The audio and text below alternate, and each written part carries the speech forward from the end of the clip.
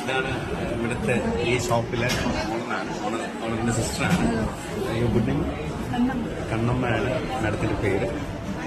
Madam ഇവിടെ തുടങ്ങിയെന്ന് വെച്ചാൽ ഒരു ഒരു ബ്രദറിന്റെ ഒരു ഐഡിയ ആണ്. ട്രഡീഷണൽ ഫുഡ് എല്ലാവർക്കും എത്തിക്കണം. ട്രഡീഷണൽ ഫുഡ് മാത്രമല്ല, നമ്മുടെ ഒരു കമ്മ്യൂണിറ്റി എൻറ്റയർലി ഒരു ഡിഫറെന്റ് ഒരു ക്രൈറ്റീരിയ ചെയ്യണം എന്നുള്ള ഐഡിയയിലാണ് മാഡവും ബ്രദറും തുടങ്ങി.